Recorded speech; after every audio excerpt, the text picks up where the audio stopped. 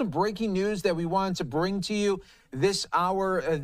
Just coming from the Department of Justice right now on that plan, that Iranian plan, murder for hire plan targeting Donald Trump. We are getting some new information in from the Justice Department as is just unsealed a criminal charge today in a... Hello, ladies and gentlemen. Greetings. I hope you all are doing good. Hope you all are doing great. So your boy here come across this one. We're in breaking case of Donald Trump plus Mutabaruka in an interview speaking with Karenn Dunkley. So guys, this one is gonna be really a warm one. So you wanna stay tuned, and don't forget I'm here on the Black Unity program. So feel free to leave a like and subscribe to this channel if you're new. With that being said, let's go ahead and hear what's going on in this one, my people. Let's walk. Some breaking news that we wanted to bring to you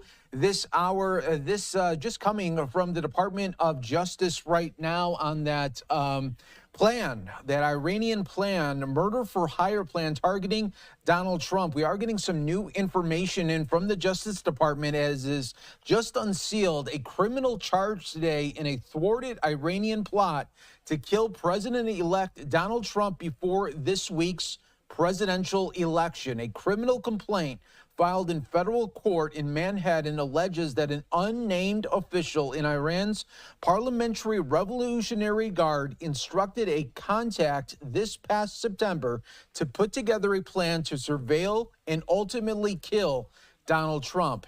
If the man identified as Farhad Shakiri was unable to create a plan by then, the complaint said the official told him Iran would pause its plan until after the presidential election because the official believed Trump would lose and it would be easier to assassinate him then. The complaint said Shakiri told the FBI he didn't plan to propose a plan to murder Trump within the 7 days the official had requested, according to the complaint. The plot, with the charges unsealed just days after Trump's defeat of Democrat Kamala Harris, reflects what federal officials have described as ongoing efforts by Iran to target U.S. government officials, including Trump, on U.S. soil here. So this is a breaking news alert that we just wanted to bring to you on Live Now from Fox. Obviously, Donald Trump is the center of assassination plots. Unfortunately, we saw it play out this past summer with two, and that was domestically, but now there is also international concerns for his life as well. And we know Iran is trying to ultimately kill now President-elect Donald Trump and looking for ways to do it. And in this complaint,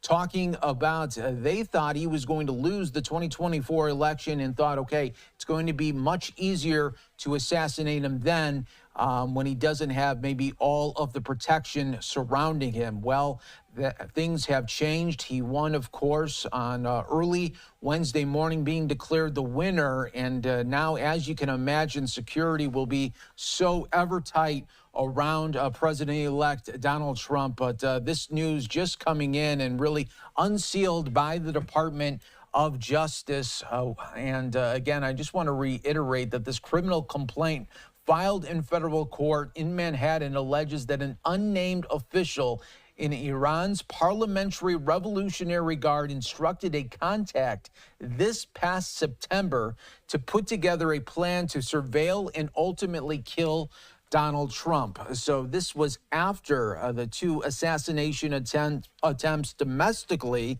and you're talking about after the RNC. So September, they wanted to try to put a hit on the former president at the time, now president-elect once again here. So they were trying to do it in a 7-day window. If it wasn't completed in that 7-day window, they were going to hold off until after the election because they thought he was going to lose then. So, and now, of course, so much security and really detail has to be put in on every measure for Donald Trump's movement, really from here until January 20th, when he will be sworn in as the 47th president of the United States here. So we'll keep an eye on this story, a real big one that's just being unsealed right now by the Department of Justice. We'll keep an eye on that for you all right here on Live Now from 5. Hey, me have a beat, you know, Miss Dunkley.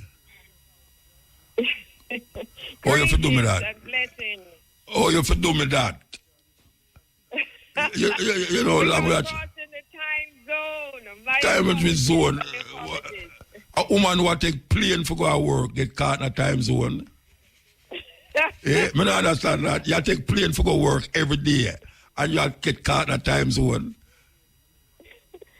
Anyway. In the time zone.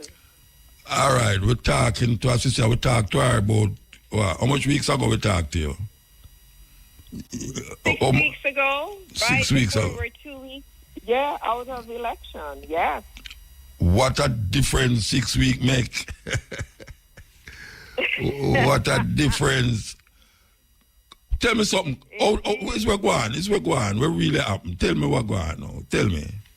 By the way, people, we are talking about hold on, I can tell them who me are talking to. We are talking about Karenn Dunkley. And really and truly, I supposed to say doctor, but I don't know as no doctor. So I just going to say Karenn, because that's the relationship where we have for years, right? She is an independent person, or you belong to the Democratic Party? I'm a registered independent. You're a registered independent, but you vote for you vote for which name, right? All right. So now, why you laugh so? Why you laugh so? Yeah? You're calling out my vote. No. So why wrong if you can't say you vote? You're not ashamed for vote for who you vote for, man. All right. What happened? Not at all. What happened? Tell me what happened. Several things happened, and so thank you again for having me as always, Uncle Mota. Like I said, it's just Karen for you, and greetings and salutations to your listeners. Several things happened in the election. I think the first thing is the American people spoke, and there are two concepts at play with all of the other nuances, and I think racism and sexism played a tremendous role. Understanding that, now let's look at the issues and where people said they landed and who voted for the vice president and who voted for Trump. First of all, as we saw, Trump got both the popular vote and the electoral vote. A Republican who has won the presidency has never achieved the popular vote in quite a number of years. Yeah. And not only that, they won the Senate. Not only did they win the Senate, they increased their Senate seats in terms of the Republican Party by 2 seats. That is incredible. And by all accounts, in looking at where the voting is for the House. I'm going to win the House too. And it means, yes. And then look at the Supreme Court. He's going to appoint to the Supreme Court. Yes. So it means that they now control all branches of government. Through and through. Yes. So checks and balances, we're going to see exactly how well checks and balances work when we have such a decisive win for Trump. Let's look at how Americans voted. 18 to 29, we saw that they were the group that voted a lot for Kamala. So 52% of voters, 18 to 29%, supported VP Harris. 51% of voters ages 30 to 44 supported VP Harris, who voted for Trump. When you begin to go from ages 45 up to the baby boomers population, they voted for Trump. So they did not trust VP Harris, and they didn't believe that there was enough distance between her and President Joe Biden. Not only that, even in the demographics where she led, i.e., within the age group, we still see that Trump was able to increase the numbers supporting him. So, for example, let us take what we call a hard blue state like New York. Let us take demographics that traditionally the Democrats held stable. We see that Trump was able to make inroads. He got an increased percentage in the Jewish vote. We saw that Trump made inroads for black men. And so this cannot be lost on the Democrats. And we're going to talk a little bit about why that may have happened. So when you ask what happened, I think that Trump appealed, first of all, to his base. And he said something very simple. He said, promises made, promises kept. The Democrats had a story to tell around the economy. They had stabilized the macroeconomy. They have managed to address the inflation. They did not speak to the fact, and VP Harris should have done this more decisively, that when it comes to cost of living, the cost of groceries, the cost of gas, interest rates that the middle class is interested in, she needed to say explicitly with resolution that now her term will deal with those bread and butter issues. And for whatever reason, that message was lost upon the populace, which is why you see even Hispanic men. She got 55% of Hispanic men voted for her, and Trump got a huge percentage of the Hispanic vote despite his stance on immigration. So I think the messaging around inflation and immigration, that they were tone deaf coming from the Democrats. And then now, Uncle Muto, the Democratic Party did something, and those of us who are independent, those of us who we don't live in an echo chamber, right? You're talking to people from around the country. Again, I'm in Utah. I'm in Utah every single month, 2 weeks at a time. It is a ruby red state. You say to the Democrats, and obviously we're not saying this is entirely, but we're saying with clear, I would say that they tend to do this a lot. What you might call lowbrow politics.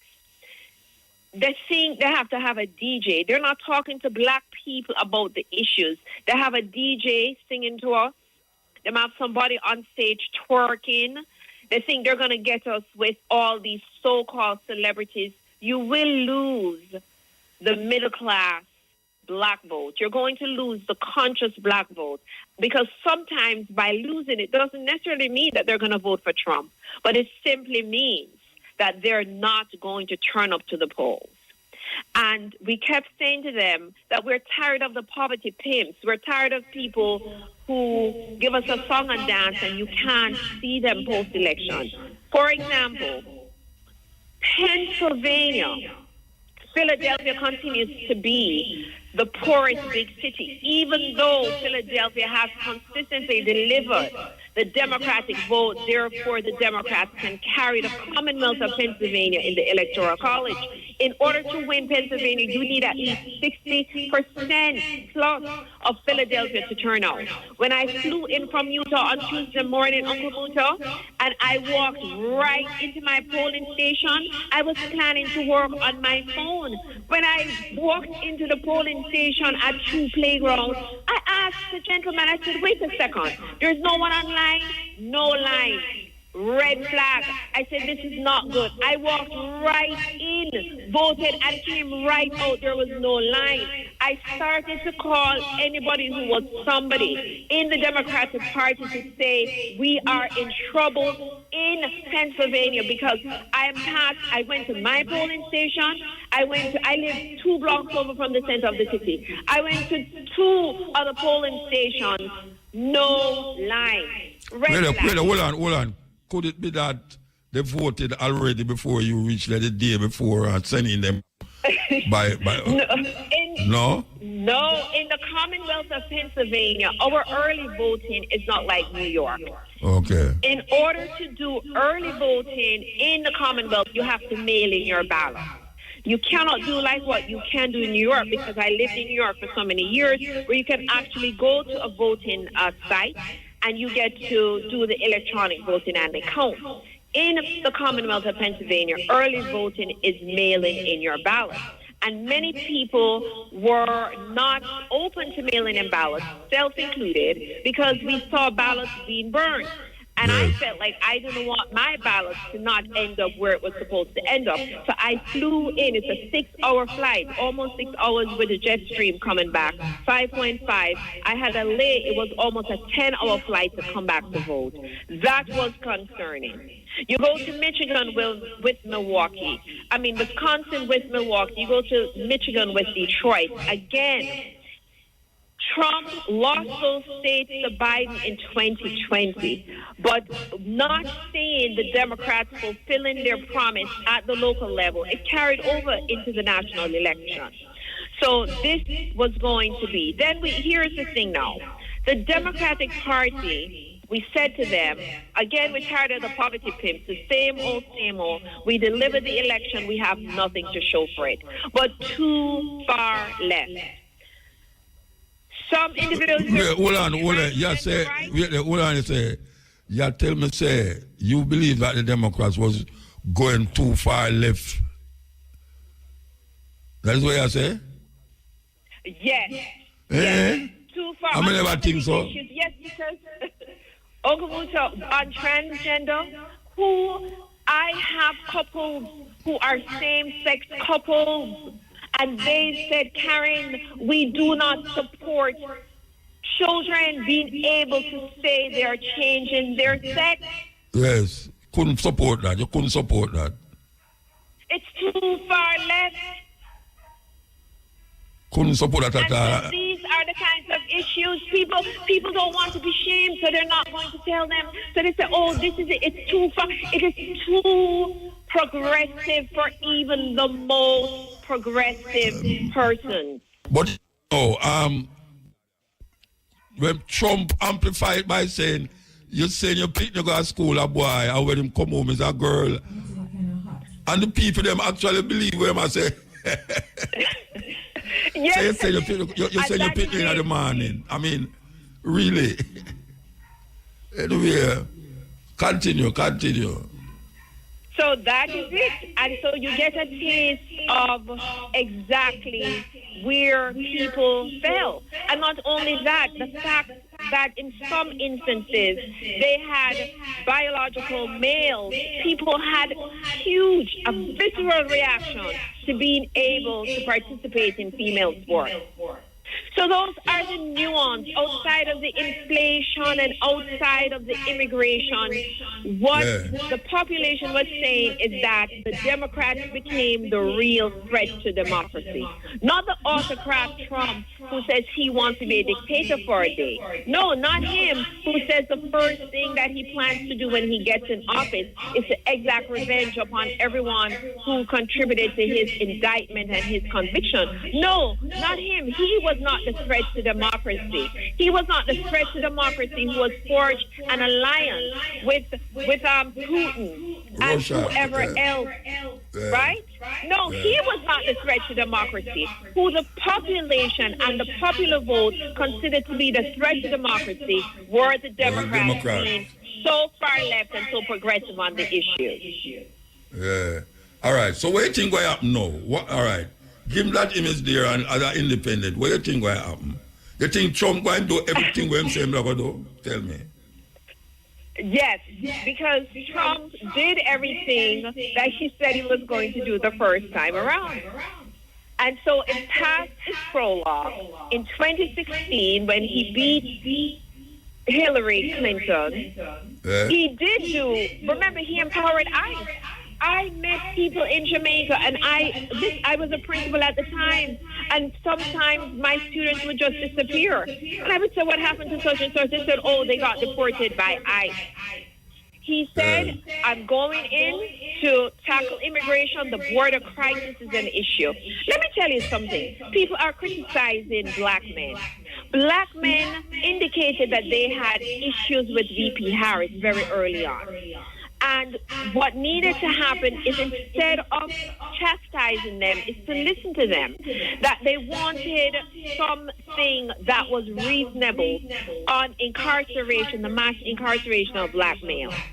In America right now, the Democrats tend to only accelerate and advance what we're going to call black men who are technically, it's like they want to make our black women masculine and our black men feminine. People have issue with that. So yes, Trump will do what he says he's going to do, because that's why they've reelected him. He said it's simple: promises made, promises kept. I'm going to tackle the border crisis. We're going to bring down the interest rate. We're going to tackle inflation. However he does it, but don't it was coming down? It did come down. It's just like the people it never reach the people them, but it was coming down. I mean, according to the statistics of them show, NASDAQ and all these places, the thing did not go down. So just like the people never know. Well, they just cut rates today. The Fed have cut interest rates by a quarter point in terms of, they're saying what they're calling the post-election uncertainty, but it didn't hit our pocketbooks enough.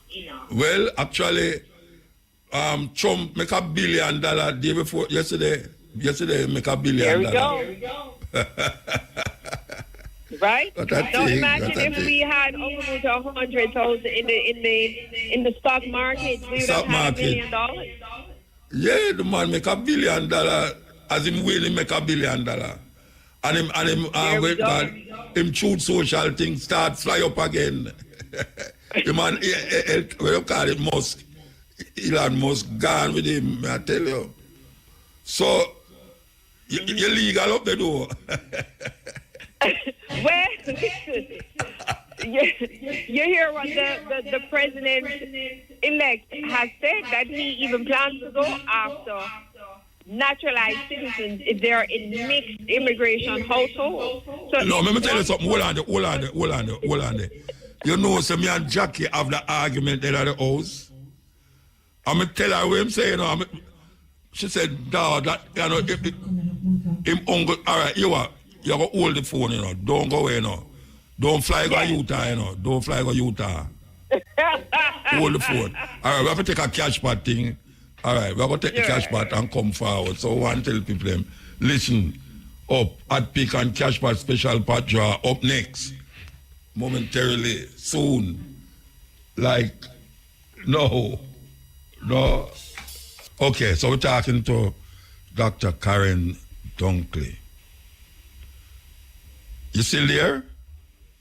Oh, yes, I am. I was hoping I would have won the cash pot, but I didn't play. No, you have to go upon Trump's side. Trump's side you have to go upon. All right. All right. I want to ask you something. See? I'm going to mention something and tell me how it play against her. It play against Kamala, right? One, the war in Palestine. Two, being a woman of color. Three, she married to a Jew. Any of them they fit into why a group of people that say them now vote for her?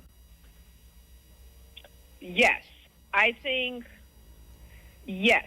So the short answer is yes. So thinking of her husband certainly not being black. So she struggled with men, and that, just like Hillary struggled with men, but even more nuanced for VP Harris, she struggled with black men, even though she still got 83% of the African-American vote and only 16% of black males supported Trump. But the fact is that she struggled not because she's married to a non-black man.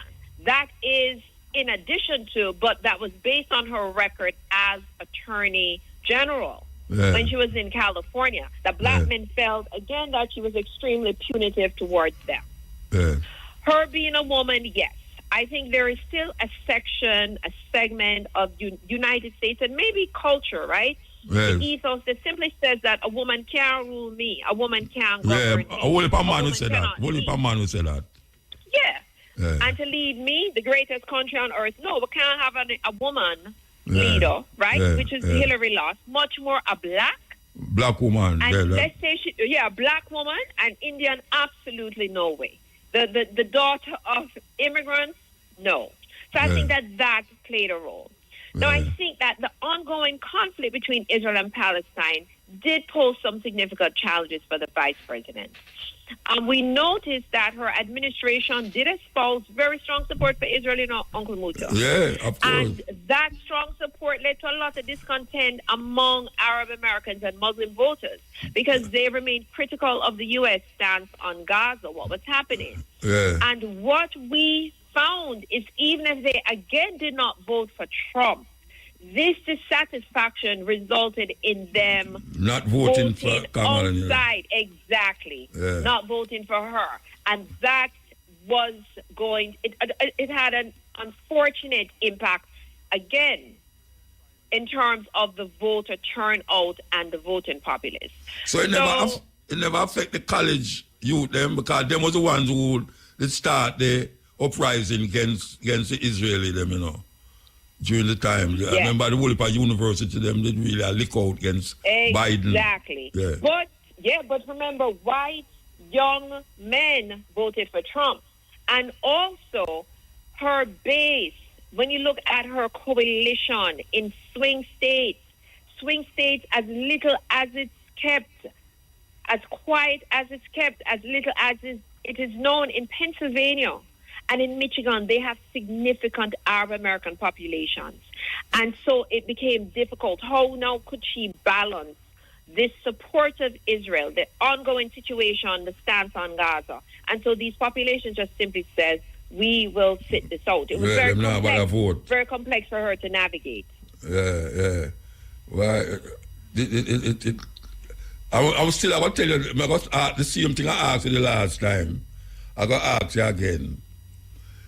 Is there any country that is a democratic country that have 7 states decide the election of 330 million people?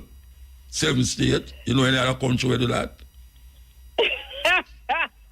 You laugh. Uncle Mujo. No, but you cannot think about the Electoral College. It's not 7 states. What is that? Make them this? I mean, it's not them. Of course, it's Ocha. Remember, I say, wait, hold on. Remember, I say, Hillary did have the popular vote, In other words, how we know democracy, the party with the most vote is them win. In America, it's not the party with the most vote win. It's the party with the most vote in the Electoral College, which is like 7 states. I got to decide that out of 50 states, 7 states I decide that. We must look on it. Tell me how to look on it. No, I think you have to look at why the framers implemented the Electoral. No, I know why them do it, I know the history, but that doesn't say. Logically, no.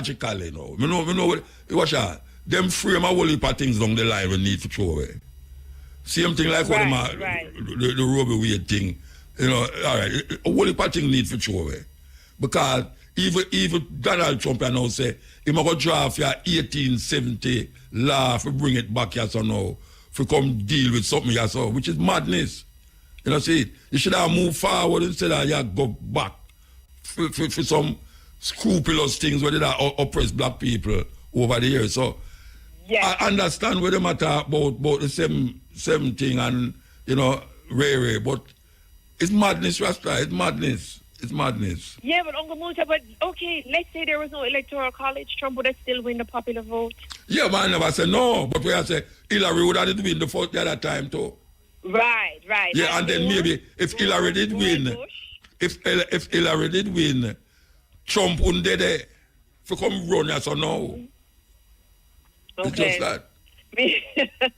Well, there's been talks about abandoning the Electoral College, to your point, and I think that debate will endure for a while because, of course, it's a part of the ethos. It's a part of the framework. Yes. Of course, yeah. But there's been that conversation. But you hear Trump, he said he's going in now to expand the Supreme Court because they serve for life. And he has said, you know, he wants to increase it to 15 Supreme Court justices. May I tell you? So you know, say anything where him say. I mean, him don't have them already. I say anything where him do inside being the president, him can't be arrested for it. Him can't be charged for it. He left him shoot a man in a Manhattan for FIFA video and kill him if him do it because him That's feel what he said, and so said, so done. We've seen, it's almost like the cult of Trump, right? Of course it is. And people have referred to this cultism. He could say anything. He can do anything. Yes. I was curious. I kept saying to my Republican colleagues, I was curious that rally he had in Madison Square Garden. He called Puerto Rico a garbage. No, it's not him do it. It's not him call them. I know, I'm going to clarify, yes, right? Yeah. So the quote-unquote comedian said that.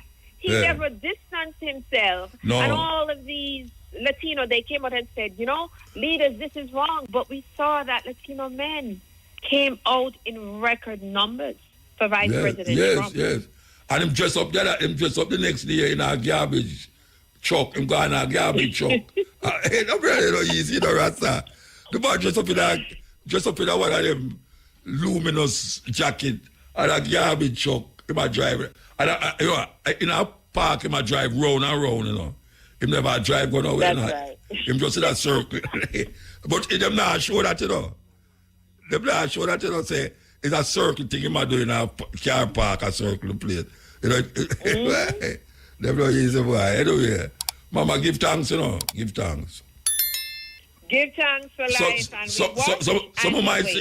some might say you come back to Jamaica, come live in your big house.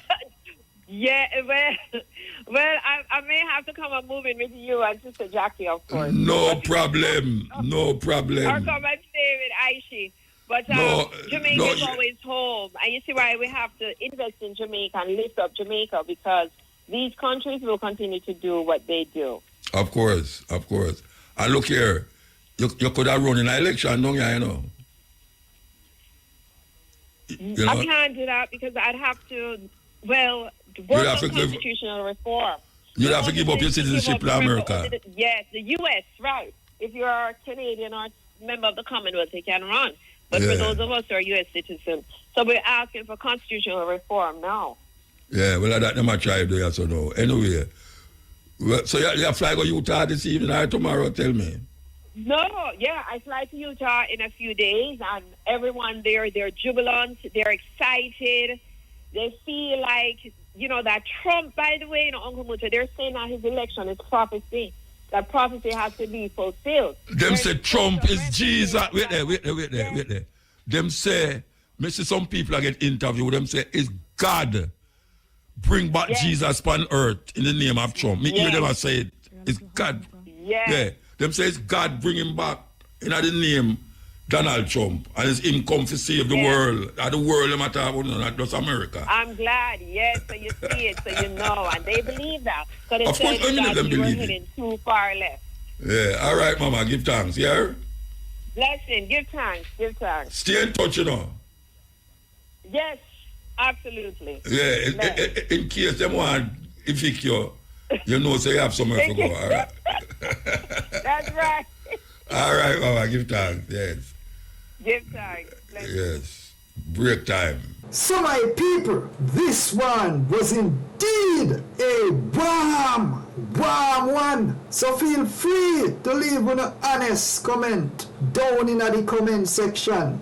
And also on your own opinion. And on you don't know say, but they upon a Black Unity program. So feel free to leave a like and subscribe to this channel if you're new. Bless up, big up to each and every one. Up until then, peace out, adios.